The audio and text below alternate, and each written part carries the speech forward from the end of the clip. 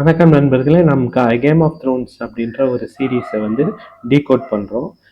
தொடர்ந்து வந்து டீகோட் பண்ணிட்டு வரோம். கேம் ஆஃப் த்ரோன்ஸை பொறுத்த வரைக்கும் நம்ம ஃபஸ்ட்டு 2 வீடியோஸ் போட்டிருக்கோம். என்ன அதை பார்த்துக்கோங்க. கேம் ஆஃப் த்ரோன்ஸை பொறுத்த வரைக்கும் ஒரு பெரிய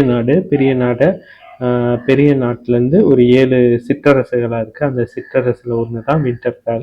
அந்த வின்டர்ஃபேலை ஆட்சி செய்கிறவர் தான் யாருன்னா நெட் ஸ்டார்க்கு வந்து ஒரு 5 பசங்க இருக்காங்க. அவங்க யாருன்னா ஃபஸ்ட்டு வந்து ஜான் ஸ்னோ. அவர் வந்து முறை தவறி பிறந்தவர் அப்படின்னு அழைக்கப்படுபவர். அதுக்கப்புறம் வந்து பிரண்டன் ஸ்டார்க், ஆரியா ஸ்டார்க், இது சான்சா ஸ்டார்க், இந்த மாதிரி வந்து ஒரு 5 பேர் இருப்பாங்க. இவங்களை வந்து ஒவ்வொருத்தவங்களும் ஒவ்வொரு விதமாக பிரிஞ்சு போவாங்க. அவங்க எப்படி பிரிகிறாங்க, இதெல்லாமே தான் கதையோட சுருக்கமாக அமையும். இப்போ வந்து பெரிய அரசர் முதல் எபிசோடை பொறுத்த வரைக்கும் பெரிய அரசர் வந்து இங்கே ஊருக்கு வந்திருப்பாரு. வந்தோடனே அவங்கள வரவேற்பாங்க. அவங்களுக்குள்ள வந்து ஒரு மேரேஜ் அலைன்ஸ் ஏற்படுத்தலாம் அப்படின்ட்டு ஏற்படுத்துவாங்க. அப்போ வந்து ஒரு சிலையை வைப்பாங்க. அந்த இலியானா அப்படின்ட்டு ஒருத்தவங்க. அவங்க வந்து நெஸ்டாக்கோட தங்கச்சி. ஆனால் அவங்க வந்து பிற்காலத்தில் ஒரு முக்கியத்துவம் வாய்ந்தவங்களாக வருவாங்க. என்னடா இவ்வளோ குழப்பம் வந்துச்சு அப்படின்னா, இந்த குழப்பத்துக்கு எல்லாத்துக்கும் காரணம் அந்த இலியானா தான். இலியானா ஸ்டாக் அப்படின்றது அவங்களோட பேர். அப்போ வந்து ஸோ வந்து இதை வந்து ஒரு சீன் மட்டும் காமிச்சிட்டு போயிருப்பாங்க. பெரிய ராஜா அவர் வந்து ராபர்ட் பராத்தியன். அவர் வந்து பராத்திய வம்சத்தை சார்ந்தவர்.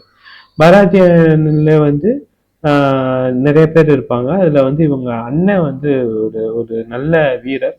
அவரும் வந்து ஒரு முக்கியத்துவம் வாய்ந்த ஆளாக வந்து பின்னாடி கருதப்படுவாங்க. நிறைய சீன்ஸில் வருவார்.